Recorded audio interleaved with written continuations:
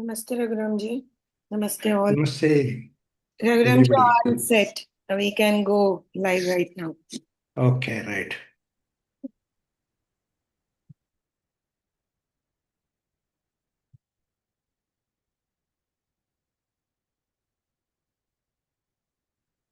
Let's start with the Shanti Mantra. Om Sahana Bhavatu Sahanau Bhunaktu Sahaviryam Karavavahai Tejasvinavadhitamastu Ma Vidvishavahai. Om Shanti Shanti Shanti.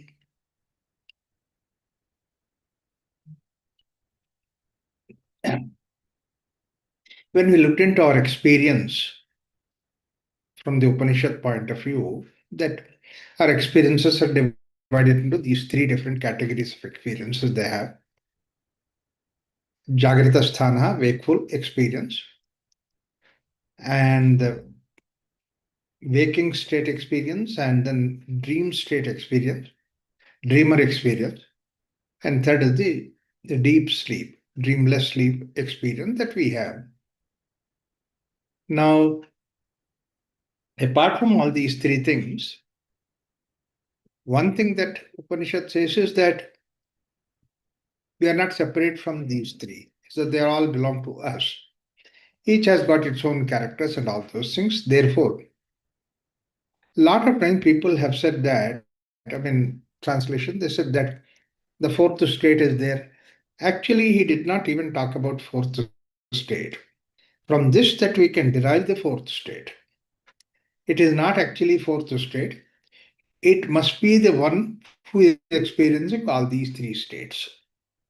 And it may not be somebody else other than the I experiencer. So that is how the Upanishad tries to lead us into the way that I look at it, is that all these three states seem to be coming on me and going. Just like the way that we have seen that even in our life, there is a childhood days were there, adolescence was there, adulthood there. So it is just going, passing through all these three states, and we are there in the background behind it. The same way, the similar experience is there behind all these three states that are there. But then you are there, one behind all these things which are going through this. One great advantage of that is that all these three, and anything is that which the beginning itself, the first sutra itself, Om Ityetadam Sarvam Tasya Upavyakhyanam. When he talks about Om, then he comes with this conclusion, with this idea that we give a name to something so that we can understand that, we can discuss on that. The name is Abhidhana that we have given. Abhideya is the purpose. Like when I say a particular object, that means it indicates the object. I say that mango means that immediately that you think of a mango, nothing else is. It is complete in itself. So therefore, essentially that the beginning and end is completely there in that word that we say. Like when we say Raghuram, Raghuram is complete beginning and end, and that you can see that.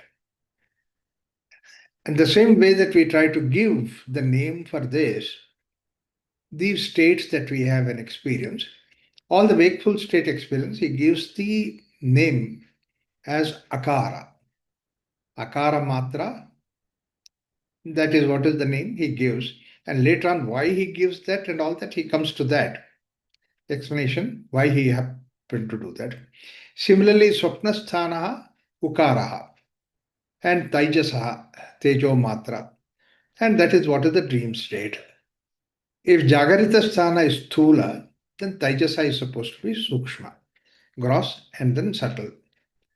And then the third one, he says, is the dreamless sleep experience. It is called as the Prajna. That means only the Prajna Matra, that alone is there. That means to say you are aware. When you wake up, you say that, yes, I had a good sleep. that is not even divided into a reporter also. That's why you don't report, I'm sleeping nicely. It doesn't come there. Only when we wake up, you say that, yeah, I had a good sleep.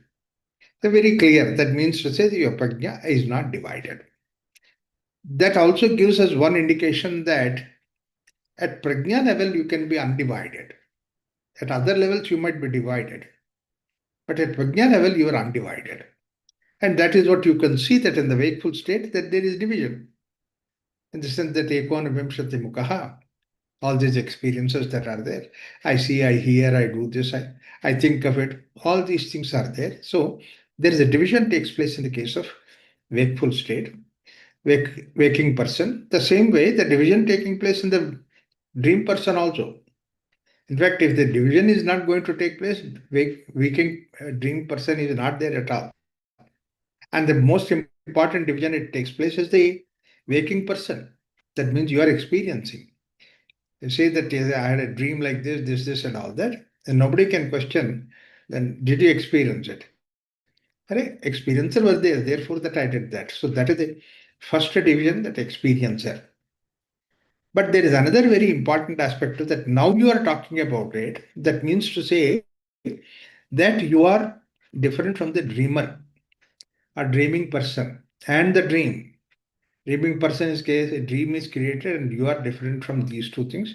And from you, all these things have been created. Nothing else exists there other than you. But you are separate from these two. Therefore, basically, that when we come out of the dream, we say that I had a nice, wonderful dream. There's a very important explanation for that. If in the dream that we could separate ourselves from the dreaming experience, dreaming person, and dreaming experience, both these things I am not. From me, all these things come up. Can it not be the same way from the wakeful state also? Waking person and waking experience, ekonavimshati mukaha, all those things. So they also both together as the waking person and then waking experience. I'm separate from these two things, like the way that in the dream I can be there. And what is the difference between the waking and dream? It's all the same thing. And this becomes one complete unity. There is no division at all.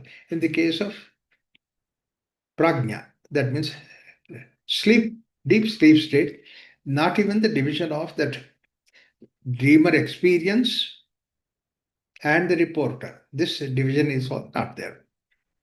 That means to say, if you keep now this is what is the sadhana aspect of it is that if I in the wakeful state I can separate myself from the waking person and the waking experience.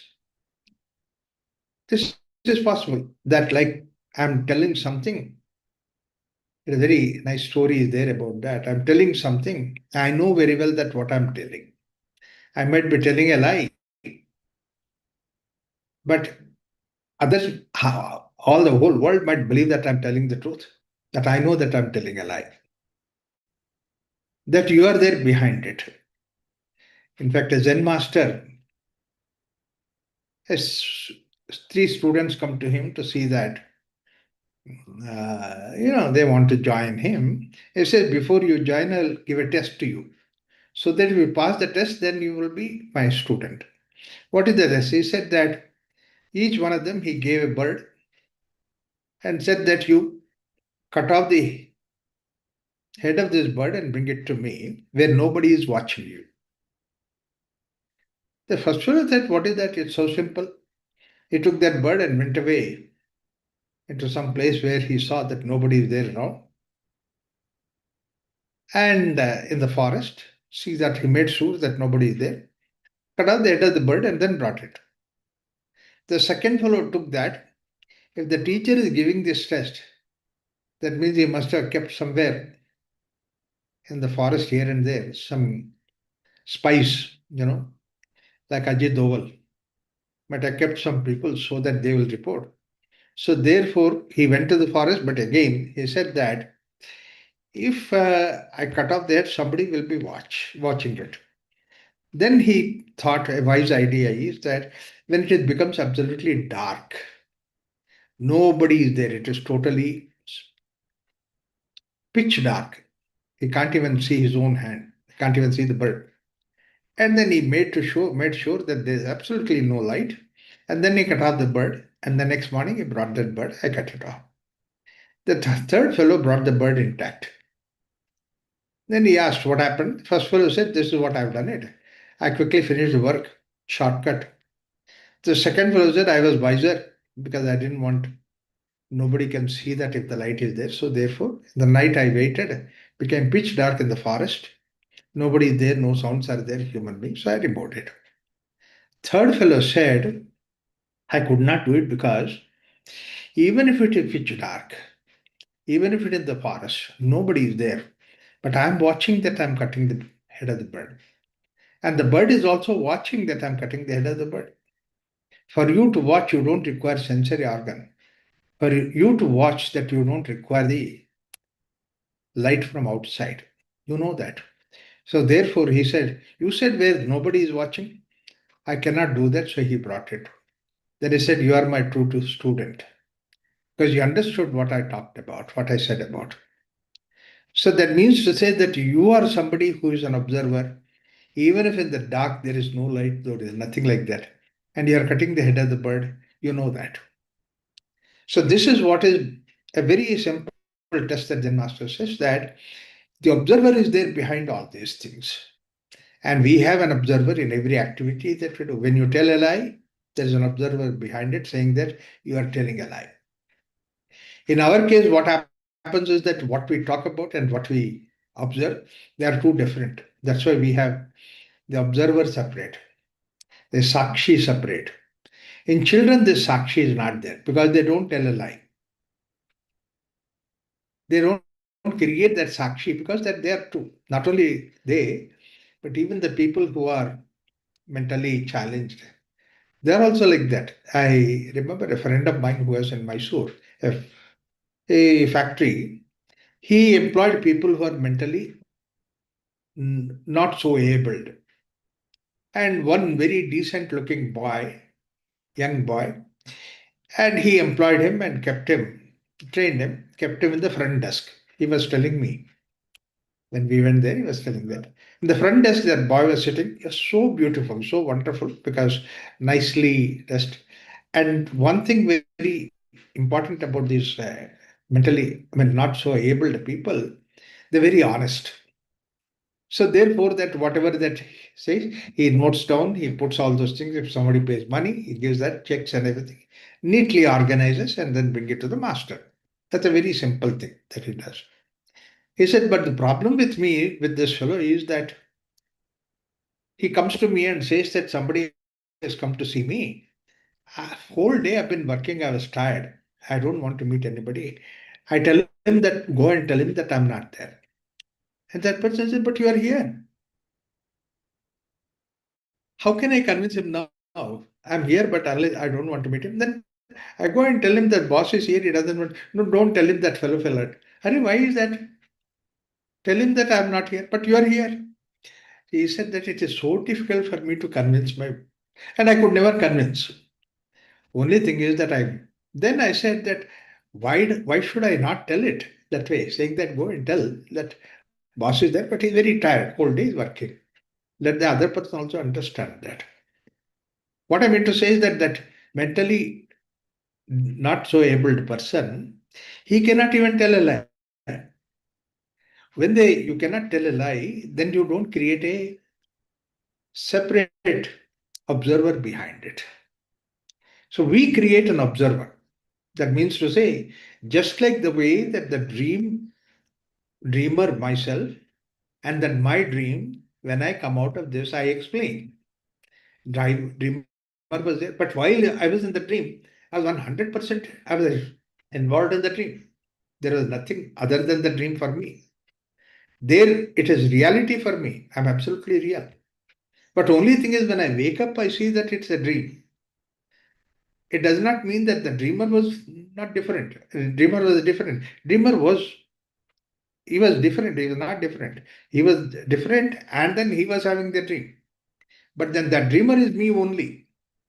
But only thing is that when I wake up, when I come out of that dreamer and then become a waking person, then I report that I had a dream. That means to say that, and it is not unreal, it is still real. It has happened. Therefore, I come out of it. Is it not the same thing in our wakeful life also, that when I report about what happened yesterday, what happened this morning, it's also like a dream because it's already happened. Now it is not happening. I can't say it is not real. It's also real. Just like the way the dream is real. When I wake up, that I see that it's in a different real world. Now also that I say that there is a different real world. And then I'm somebody who is watching that. And this is how essentially this observer is something which is very important. This gives rise to a feeling, the idea that we are an observer. But the same observer is not there in the case of, or observer alone is there in the case of deep sleep state. That's a dreamless sleep state. That's why it is called as prajnana khana. That means it's solidified. It's just one single unit. Everything is one single unit. There is no question of uh, various thoughts, ideas that are there. Everything is together involved in that. That is the idea. Basically, what happens is that these are the two things, matra and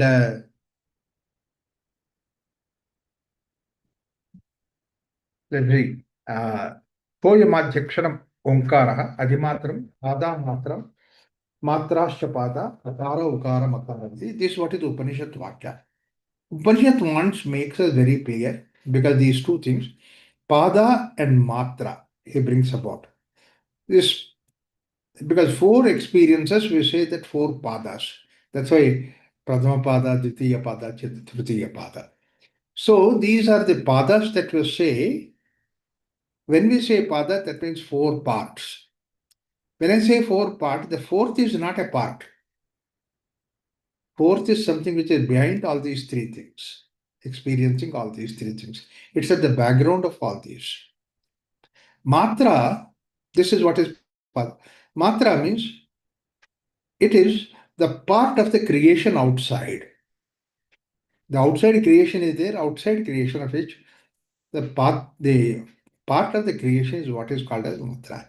In that sense, we say that it is matra and pada. These are the two things because we have converted into words. The word we have given, therefore, when we give the word, that I have to indicate about the word. Like, for example, when I say that a mango, that means I eliminated all other things and I kept mango alone. This is what is matra. That means I just kept only one object, and that's what is supposed to be mango. So therefore, the same way that here also that it is said I is a matra. That means to say that I represent the wakeful experience, waking experience, who represent the dream experience. And similarly, Makara represents the deep sleep experience. So therefore, he says that though we use the matras, that means that with a boundary, there is no boundary. There's only part. See, when we say that imaginary four parts are there are no boundaries. We just imagine that these four parts are there. Like, for example, morning, afternoon, evening, when we say that, these are not the separate things. There is no separation between them. One flows into the other to the third. So these three things that are there, wakeful, dream, sleep, they are not, they are the padas. That means we say that these are the stages that we go through. There is no separation between them. In the sense that our own experience also doesn't have any separateness, but at the same time, for the same expression that we give them is the matra. That's what it says that so yamadhyakshara monkaraha adimatram matra padascha pada akara ukara makara iti. So therefore that we have said this akara ukara makara as their experiences. And then he gives the next sutra in the Upanishad itself, ninth sutra. He says that Jagarita Sthanaha वैश्वानरः अकारः प्रथमा मात्रा आप्तेरादिमत्वा आप्तो वसर्मन् कामान् आदिश्च भवति य एवं वेद. Now he talks about the Jagarita Sthana Vaishwanara. The idea of Vaishwanara is that Vishwa Purusha is what often says. Vishwa means all pervading. Nara, human being. what in 8th chapter of Bhagavad Gita also brings about is that, mm, this what happens is that what you are made out of, there are several ingredients you take from the cosmic world. Like, for example, the breath inside you is a part of the cosmic air that is there outside. When it is outside, you call it as air. Inside, you call it as breath. Otherwise, there is no difference between breath and air. The same way that cosmic Nara, human being, is not different from you. You are the same person from the cosmic Nara. Which means essentially the idea is that whatever the way that air helps me to see that I breathe, same way they helps breathe you to smile, helps you to breathe. Everybody in this world to every creation in this world to breathe. The earth within me, the same way that the earth and everywhere else, it will also help. So that means to say all these bhutas that are there, we are thinking of, it is all there in the nature, and that we are also part of that. But we have taken a small little part for us, for ourselves, for function, for a function. I need to speak, and you need to speak, you need to hear. So that means to say we have created this from the same lump that is there available in the form of. So therefore, it is everybody's experience. That's why it is called as Vaishwanaraha. Vaishwanara means basically, I hear, you also hear. I speak, you also speak. I walk, you also walk. The experience is the same thing. We can transfer it. That's what we say that wakeful state, wakeful experience, wakeful person's experience is interchangeable, exchangeable. I say that you see the rainbow is there. You can also see the rainbow. So this is what is Vaishwanara. Jagarita Sthanaha, that is waking experience, is something which is Vaishwanara. It belongs to the Vaishwanara experience. And Akara, Pradhama Pada, Pradhama Matra. See, now I said that this Matra, that means we have given a word called as A with a boundary. So therefore, this Akara is supposed Pradhama. Aptera Adimatva Apnoti Havai Sarvan Kaman Adishya Bhavati. Whatever that is there in the mind, we need to work, whatever that idea that we need to work, beginning and end, everything. That's what is Aptera Adi Matva. Adi Matva, that means to say Adi Mat, beginning. Beginning of all the states is nothing but wakeful state. You see that wakeful state is the one from where that we are discussing, we are proceeding with that. We can only proceed for everything from the waking experience. Everything comes back to the waking experience, and from there we understand the whole creation itself. Dream experience is not something that we start from. But then Swapna has its own importance. And that's what in the next sutra, 10th sutra, Upanishad gives Swapna Taijasaha. The very word Taijasaha means Tejo Matra. A very important idea that Tejasai brings about is that Tejas comes from within you. You have the Tejas, and then you are Tejas. You project all these things that are there in the Swapna world, dream world. Tejasa, and it is called as Ukara. And this is what is Dvitiya Matra. This is the second syllable that we are given. Like I is the first chunk, and then B is the second chunk. That's what is Dvitiya Matra. Ubhayatvad, the quality of this particular thing is Ubhayatvad. That means to say, dream world is connected between the wakeful and the sleep world. In fact, a part of you has to sleep so that you get into the dream. A part of you has to be wakeful experiences, you bring it, therefore it becomes a dream. Ubhayatvat, it's on both the sides.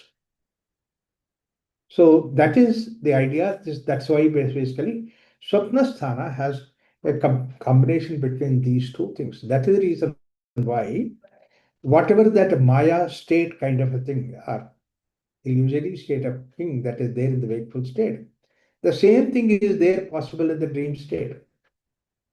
There also there are relationships. Here also we have relationship. There also that there is experiences of, the fear, etc., etc. Here also those experiences. So that means to say why it is Ubhayatvat mean, why it is this kind of an experience of wakeful state. Simple thing is, wakeful state, there are so many things that we have not expressed or we could not express. So it finds an expression here. For that, we carry it from the wakeful state. It is like the way that sun sets.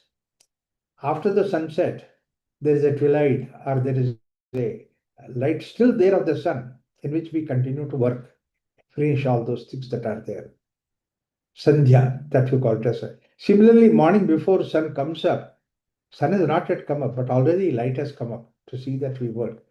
The dream state is that kind of thing which facilitates for you to do extra work from the wakeful state, and then you can manifest that in this dream. So that is why, but at the same time, it belongs to this dreamless sleep, total prajna, because basically you see that amount of uh, intensity that is there in the dream state is not the same as the wakeful experience. Intensity less. Now, when you look at that intensity, it is like the way that you go to the sleep state, dreamless sleep state. So therefore, द्वितीय मात्रा उत्कर्षात् उभयत्यात् उत्कर्षति है ज्ञानसन्ततिं समानश्च भवति नास्यात् ब्रह्मवित् कुले भवति य एवं वेद.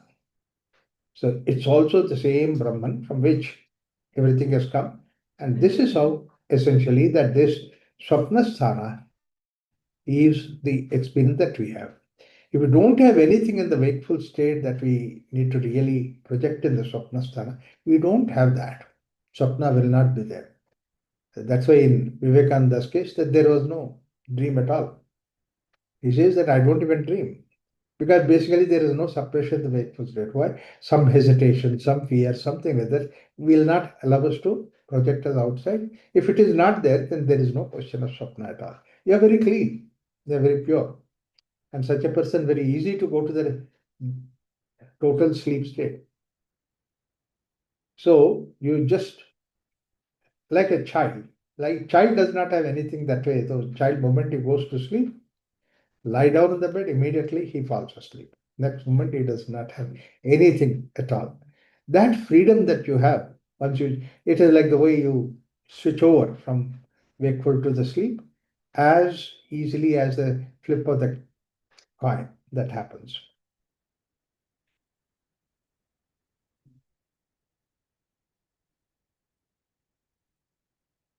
Then the third is Sushuptisthana.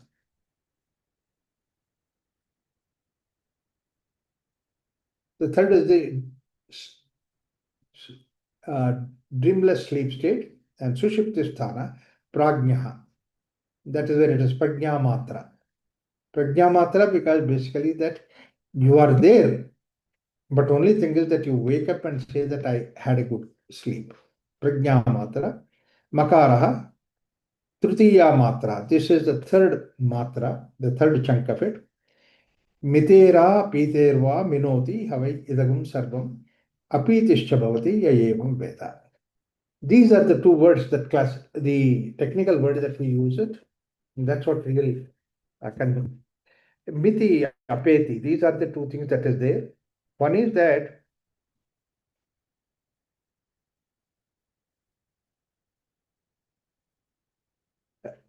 miti, that means it ends there. It is an end there, and then also it is something which gives rise to that. Apiti, from where it everything comes out. So miterva, apiterva, from the dreams, deep sleep state, dreamless sleep state, idagam sarvam, apitischa bhavati yayevam veda. Now, if just imagine that if you had a deep sleep, dreamless sleep, that means nothing exists. You are not there. Do you think that you will not come back? You will come back. That means it has an ability to bring you back. It's an ability to dissolve you, ability to bring back. This is an experience. Miterva, apiterva. Both these things are there in the case of dreamless sleep state. And we go there. In fact, many people, they're afraid of going to sleep state because they think that whether we don't get up next morning. The fear is that what brings you back in the next morning. In fact, there's one of the questions in the psychology, they say that what is that which brings you back? That's why Upanishad says that you have everything in the form of a solidified state. So from there that you come up, everything comes up one after the other. this ability that it has got in the dreamless sleep state. In that sense, please understand that the dreamless sleep state is the one which gives rise to creation. It dissolves and the creation comes from that. That's the reason why wakeful state is supposed to be sthula, dream is sukshma, and deep sleep, dreamless sleep is karana. Karana is a state. The way that the creation has taken place, this also the creation is possible from the deep sleep state for us. So that is one experience saying that you can go to that state where nothing else is there, but you are totally, completely dissolved. And that you can come back from that into the world outside, into the manifested world outside. A simple example for that are the evidence for that is deep sleep state. In fact, dreamless sleep state, you go and get up, and all these things come up when you come back.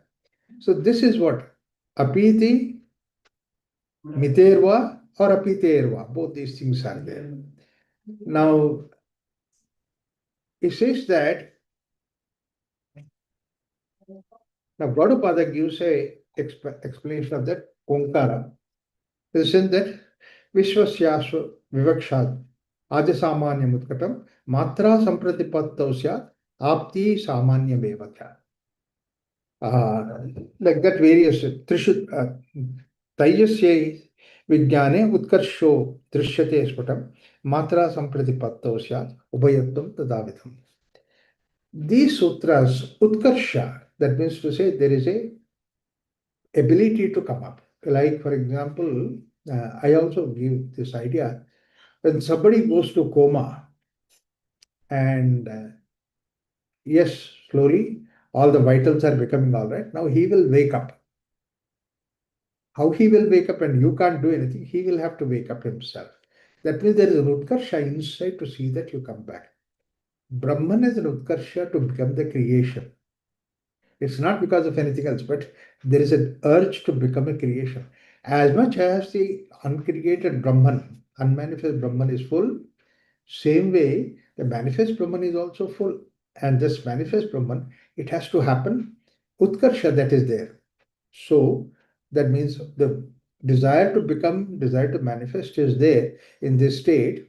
So therefore that actually this त्रिषु धामसु यत्तुल्यं सामान्यं वेत्ति निश्चितः सपूज्यः सर्वभूतानां वन्द्यशेष महामुनिः. These three states he called it as Trishu Dhamaha. Just a beautiful word that he uses, Trishu Dhama. Dhama means actually it is we call it as uh, Punyakshetra, Vaidyanath Dham, or we say that Char Dham Yatra. Actually, Char Dham Yatra is that. And that means every day we are doing this Char Dham Yatra. Wakeful state is a Dhama, dream is another Dhama, deep sleep is another Dhama. Trishu Dhamasu Yat Tulyam Samanyam Vetti Nishtitaha. They are there Samanya. Sapujya Sarvabhutanam Vandeha Shesha Maha. Now you see that where these three states are coming from that fourth one, which is supposed to be Brahman. So your own nature that is there deep within, it has got an ability to create itself. So that is why this Trishudhama is very important. When we realize that this is Trishudhama, that means to say, you use this wakeful state as you are going to a pilgrimage to the wakeful state. You just don't get up just like that. It's a wonderful pilgrimage into the wakeful state we get into. Start with the day of nice, wonderful thinking of puja, this, that, and all those things, and say that I have got one day in front of me to see that I see the divinity within. So this idea of pujyam, it comes into that picture. When we have this way, then all these three states become like a wonderful visit of us into these three states. And now the fourth state is the one which is supposed to be from which all these things are coming up, because these are independent states. And that fourth state is silent. Now, of which basically the starting point is akara. He says that minoti, apiterva, minoti. That's what both these things are there. And what happens is amatras chaturtho, the fourth part is something amatraha. That means there is no matra in that. There is no sound in that. See, pada is there, matra is not there. See, that's why I said he separated this pada and matra. Matra is a sound. Matra we are given to avu, but the fourth one there is no matra. It is silence. But that silence we need to understand. There are two different types of silence that is there. Amatraha, which is the 12th karika that Gaudapada has given. Amatraha is supposed to be there is no matra, means basically it is silence. Even to the silence also, there is something which is two types of silence that is there. One type of silence is where there is no sound at all, nothing is there. But another type of silence is the silence which is rich of all the sounds that are there, rich of all the experiences that are there, and that is the silence from which anything and everything can come. The Buddhistic Shunyavada is that Shunya where nothing is there. When people talk about Maya, that means that Shunyavada are the people who say that there is nothing there, even this world doesn't exist. The idea is of the Shunyatva. It's a very negative kind of a thing. But here the Shunya that Mandukya Upanishad gives is not on the negative side. Because the Shunya is something from which all these things come. That's why he says that Miterva, Apiterva, both these things are possible because of this particular Shunya. Has an ability to do that, which can bring about all that. When we say that there is nothing, which means basically the possibility of everything. This is what is the Indian concept of Akasha. We say that Akasha is nothing. Akasha is not nothing. Akasha is actually the Sanskrit word meaning is Akasha means Yatra Avakasha iti. That means anything is possible in that. And I was a kid earlier days, my school days. In Andhra, we all used to sleep on the terrace outside open air. And then the sky is there on top of us. And nice to see the night sky. Now, seeing the night sky, I mean, those days all this electricity was not there, so therefore there is no interfering lights out there. You see the sky, a stretch of sky darkness, one dot here, there, one dot there, one small star here. And those are the days we learnt about all this, uh, astronomy, etc., all these things. At that time, I was just thinking that the dot that I see, the whole dot that I see is something like it's a whole sun with all uh, the satellites around that and all that. All those things, that's what is one dot. And then at a law of that means that dot itself means which is across the millions of miles, so big. But then from that one dot to another dot is another big bright sun. In fact, we are not the brightest sun, there are brighter suns on the sky. And between that, such a long distance, I was thinking that when you take the percentage of amount of dots to percentage of darkness that is there, nothing, there was the whole thing is only sky. The only thing is the darkness. There is nothing else that is there. That is not nothing because it has possibility of becoming everything. So that concept of nothing, the idea is that our idea of sky, that means to say is space, akasha. I don't know what they call it as space, but then we have our akasha has two important ideas. One is that anything is possible. Second thing is akasha is something that you don't have to replace it. See, normally the idea of space is that when I put an object, then the space is replaced. It's not like that. It is nothing, therefore that. See, there is nothing, therefore I can keep something there. If something is there, I can't keep it. See, that's what is the idea. But how can there be something and then you can still keep it? That's what it says, that space. Like, for example, we say that this Akasha is there in this room. There's space. But the moment I keep something on there, then the space will not say that, okay, I can go outside, I stay there. I belong to this room itself. It doesn't say that. That means it's not replaced. It has an avakasha to become anything. So the moment I bring an object, that the space becomes an object by itself. How it becomes and all that, let's not worry about it. But it is becoming that object. That's why it is called as this. The space will not be replaced. Akasha is something like that. So therefore, I see that the whole creation is filled with Akasha, filled with the possibilities. Anything can be possible. Infinite is the possibility. And when you go beyond into this fourth state, amatraha, chaturtha, avyavahar, it is not doing anything. There is no vyavahara in that. And that is avyavahara. And then prapancha upashamaha. At that time, this pancha, prakashena pancha does not happen. It has not happened. Upashamaha is silence. And shivaha, advaitaha. Advayaha, dvaitaha. That means there is no second thing about that. And evam omkaraha, atmaiva samvishati, atmana atmanam, sayevam veda. This is what is the final conclusion of Upanishad, at the last shloka of the Upanishad, the 12th shloka of Upanishad. Now, that is the idea is that this Akasha that he talks about, the Chaturtha, Amatraha, Avyavaharya, Vyavahara has not yet been there. In order to create the Vyavahara, that you have to come out. Now, but what is that? In what way you say that this, you have not given any word for that? But I would say, and that is what I was trying to interpret this way, saying that they call it as this is consciousness. The space, subtler than the spaces, Akasha is that consciousness. Consciousness becomes everything. But I've only given another word called consciousness.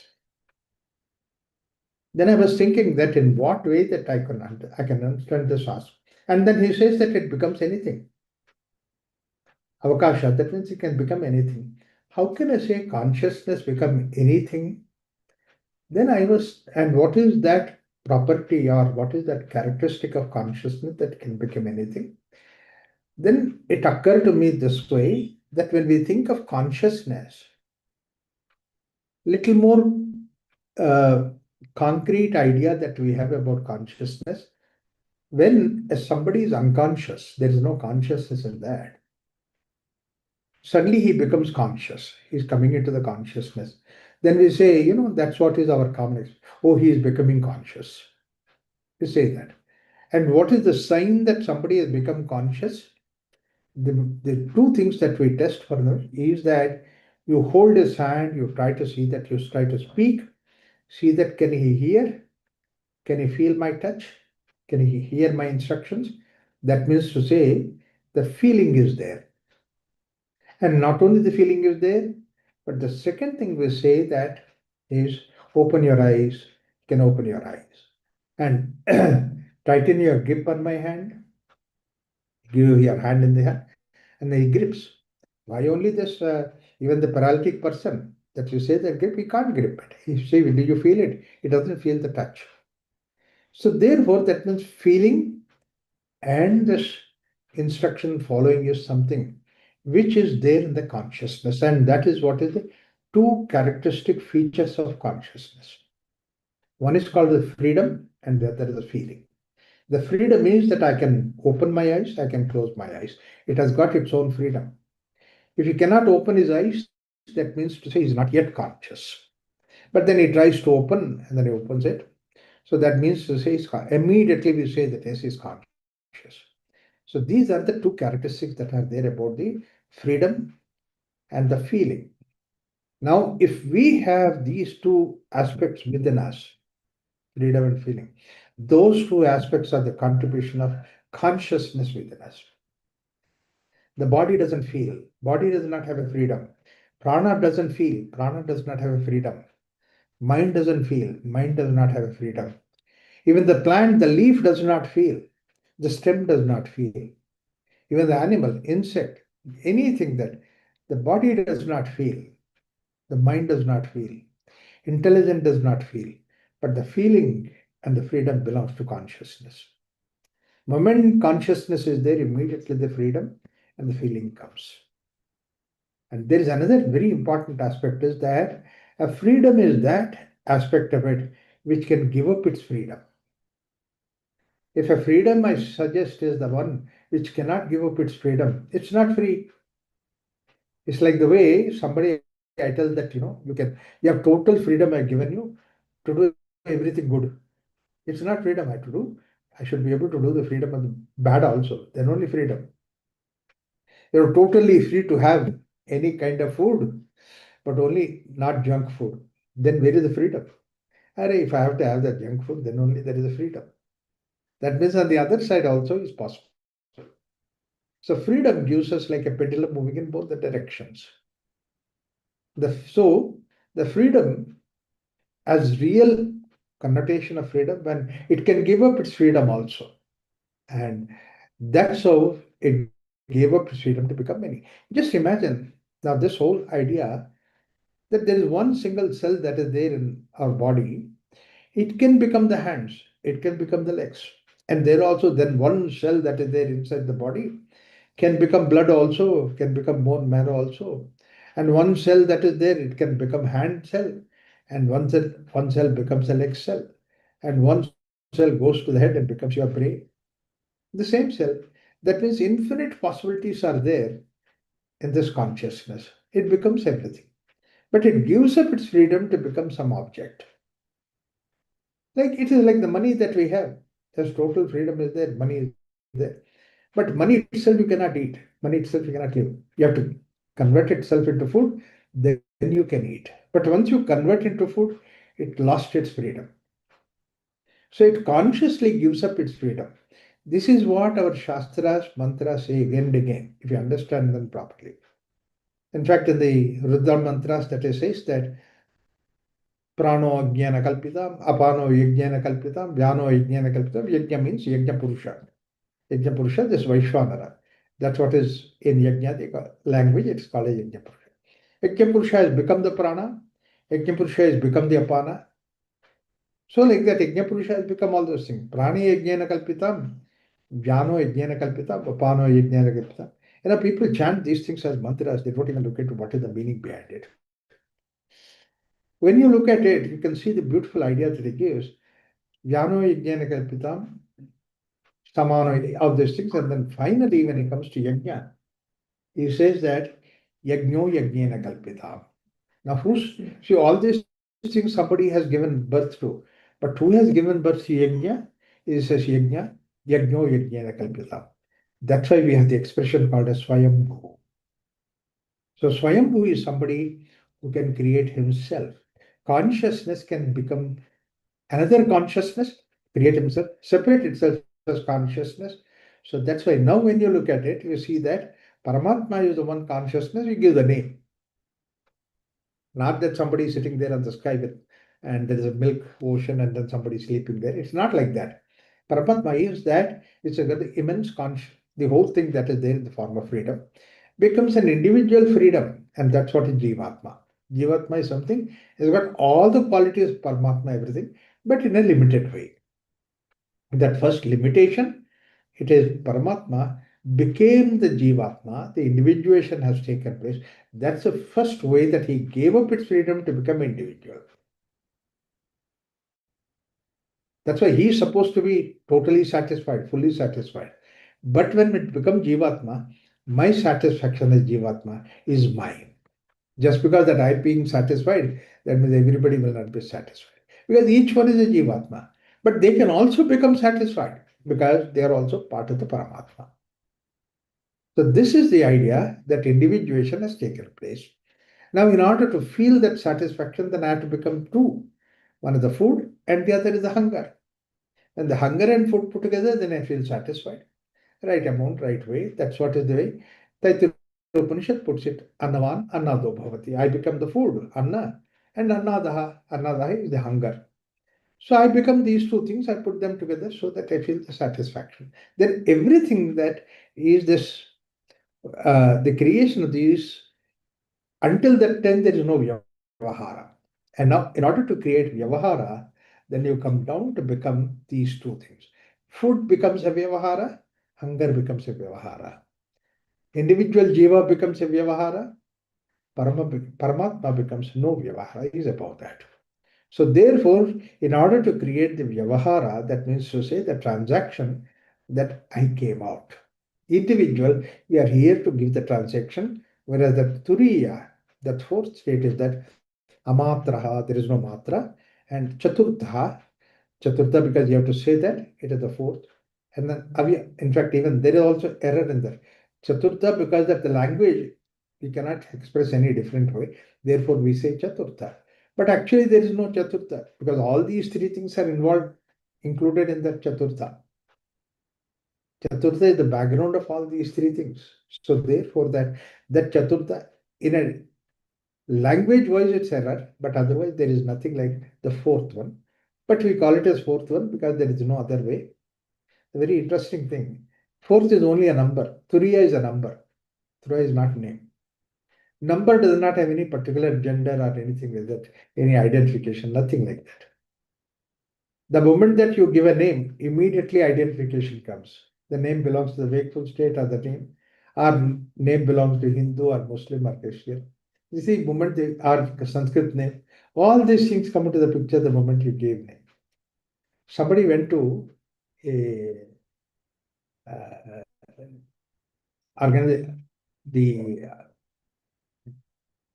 in America, the authorities he went and said he wanted to change his name. And whatever the name that was there, I said, no, I don't want, I want to have a very secular name, none of these things. So I would like to have my name 1234. And then the authorities were in difficulty. How to give this name 1234? And then they went to, and then they said, we can't give that. You tell me the name so that I can. No, 1234 is my name. What to do with that? They were in trouble now. So he went to the court. Actually, the whole problem is transferred to the court. The judge has now headache. What to say 1234?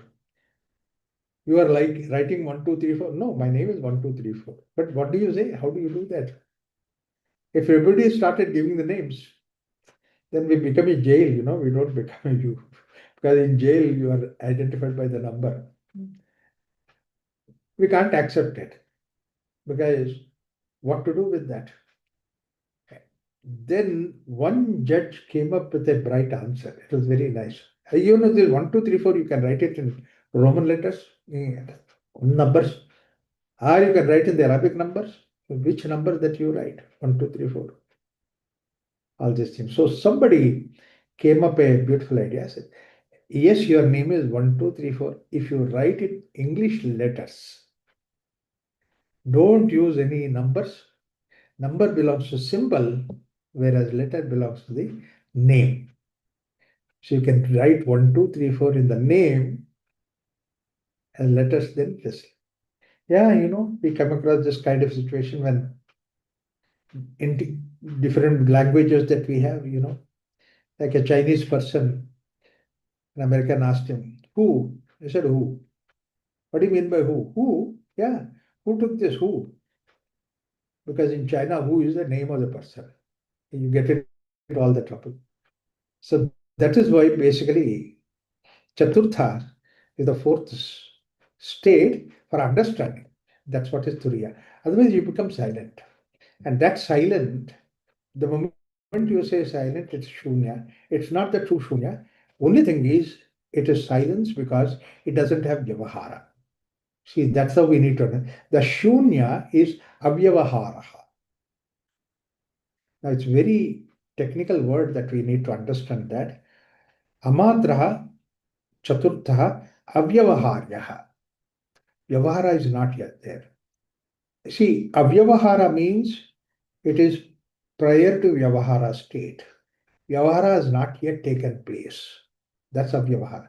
The very idea that, say that, ahimsa, himsa is there, but here there is no himsa. That's why we call it as ahimsa. Ahimsa is not a original word by itself. Himsa is there, therefore ahimsa comes into the picture. Similarly, vyavahara is there, therefore avyavahara comes into the picture. Or you transcend the vyavahara, that's what is the vyavahara. We are going from the Jagrata Swapna Sushupti, and then Turiya is the state where it is Avyavahara. That means to say we transcended the Vyavahara. Avyavahara, and then Prapancha, Upashamaha. We were dealing with the Prapancha, we are in the Prapancha, but it is a state where Prapancha Upashama has taken place. That means quietening of the Prapancha has taken place, and then it is Shivam. Shivam is a very important word, since the Shiva is that which envelops everything. Purity, absolute purity. And that's what is Shiva and Pavana, these are the words. Beautiful word. It has no opposite to it. See, Pavitra has an opposite called as Apavitra. Clean has an opposite called as dirt. Pavana doesn't have an opposite to it. That's what is Shiva. Right, there's a very nice incident that happened. You know, I write many things in the Facebook and all those things. So somebody has commented on that, and at the end of it, that lady has given her name also. Nicely commented, beautifully commented, and said that below her name, Pavani she has written. I read that, I said the comment is very nice, and this comment looks like that it is the Turkish origin that you are writing these things, but ideas are.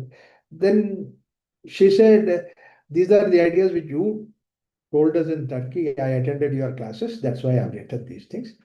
Thank you so much, you really appreciated it. Then I asked her that, but you have such a wonderful name called as Pavani. He said, you gave me that name. I gave about 200 names in Turkey. You gave me that name. Then I curiously asked her, you know what is the importance of this name, Pavani? I can never forget. I'm very proud of my name. She said, why? Because it's the only word which does not have opposite. It includes everything.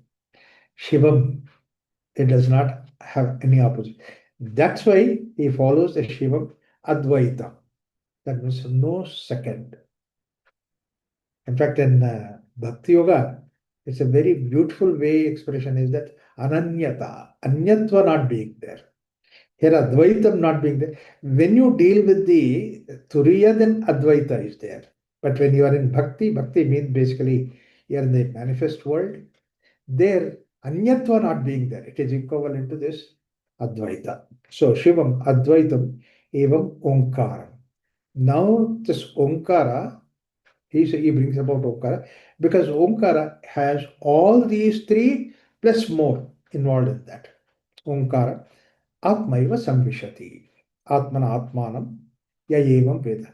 It goes to Atma and also beyond that, it Samvishati, it includes in that, it incorporates everything into that. That's what is the Omkara. See, why I have given the name of Omkara is that this is what in the beginning he says, let us call it as Om. And then he also mentions, gives us a hint, Chatushpaditavyam. There are four padas. But where are the four padas? Until we have reached this fourth state, we did not know that there are fourth pada. Avum, three padas are there. But the silence that is followed is something supposed to be the fourth pada. And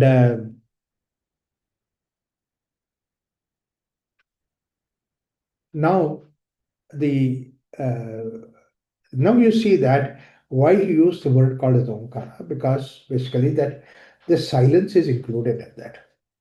Now, theoretically, it looks very good, very nice, but there is no, it's not just only for the purpose of theoretically explaining that he has given this. A lot of people theoretically go behind it. But our idea is to see that all these three matras are there, aum, or the padas are there, but the most important pada is the fourth, which is supposed to be Atmana Atmanam Samvishati. That's what is the state where Jivatma and Paramatma is one. Now, but you have to be established that. So that is why Omkara meditation is whenever you are singing Om, Aum, that give room for that silence to be there and live in that silence. Be with that silence. Like, for example, whenever we sing, one thing very important is only while exhaling we sing. While exhaling, divide that into four padas, four parts. Though there are no four parts you just divide mentally, and then first three parts of that your exhalation, give it to Ahu, and fourth part is the silence. You have to have that silence. Not only that, live that silence, be in that silence, and in such a way that which is called as Shivam, Advayam, Advaitam, Advayam. There is no second thing that is there. Just be in that. Chaturtham. That's what is the Omkar. So therefore, whenever we sing Om, we should have that fourth part. Consciously, we have to live in that fourth part. I keep always saying that. Lot of people that they have wrong notion saying that Omkara means Aum. They forget about the fourth part. Everything is nothing but Aum. So therefore they fully inhale and full exhalation they use for Aum. Another crazy idea also people get is longer the Om, better it is. There's nothing like a longer Om. The silence is better. Om not being there is much better. How to reach that state is that when you see that three-fourths of Om, then you just stop it, be in that silence. Particularly in a place like Prashanti, where 300-400 people sitting together meditating, the teacher would give, let's sing Om. Everybody inhales and starts Om. There are some smart guys, they would pick up Om somewhere in between. And everybody would have ended Om, but the others were dragging. Not only you destroyed your silence, you put the other silence also at risk. That is, silence is the most important thing. When you get into that silence, that means you see, that's what he says, that silence that you enter into, prapancha upashamam shanti. It's not an ordinary shanti. The whole surrounding has completely dissolved. Upashama. Shiva Advaitam. That is Advaita Sthiti that we enter into. So now let me just conclude the whole thing saying that this analysis will give us an idea that we have an ability to withdraw from the wakeful dream sleep experiences. There is no idea, there is nothing like fear, like how can I come out of it? We can come out of it because we are coming out of it. Only thing is we have analyzed the state. When we go to the dreamless sleep state, you are withdrawn from the wakeful state. You are not attached to the wakeful state. You have an ability to come out of wakeful state. Similarly, dream state is there. You see that it is limited to you, not outside. It has got its own limited purpose. And also the third thing is the deep sleep state, dreamless sleep state. Though it is supposed to be prajnana ghana, your silence, there is a possibility to see that you can get into the dream and get out of the dream. Apte, apnoti, and also apiterva, both these things are possible. Both these things are there. Same way when you get into the turiya sthiti, the that's what is the idea of sthita prajnasya kabar. You go there, you have an ability to come out of it. Your inside will bring you out because that's what is the way this experience is there. And the most important thing is the fear. The fear, there's only one fear that we have, that later on it comes into the big, and that fear is the fear of death. Fear of death itself is translated to various things. And that fear of death, if you can understand this aspect of it, you can overcome that because every day that you are going to the Turiya Sthiti with the Prajnana Ghana, that's what is the Sushupti Sthiti. It is just as if you are dying. You are going through the death experience, and you wake up.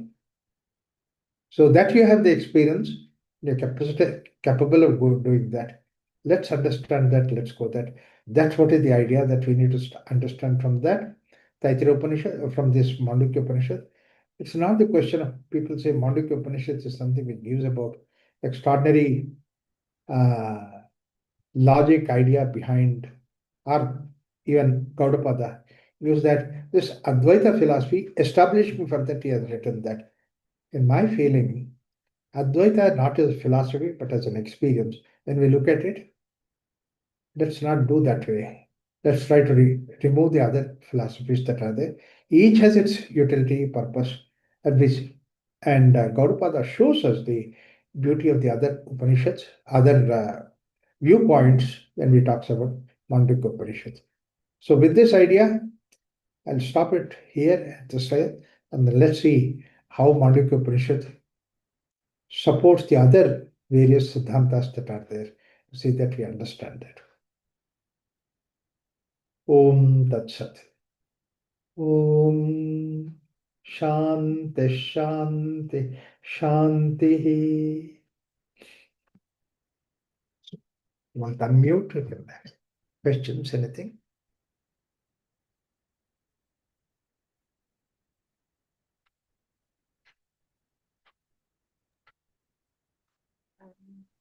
There is still a belief that women should not say certain mantras, especially the Om There's Tara. nothing like that.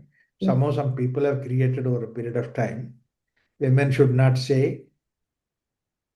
It's a wrong notion. Actually, it is the mother gives initiation into these things. And so there is somehow it is given wrong notion. And you know what?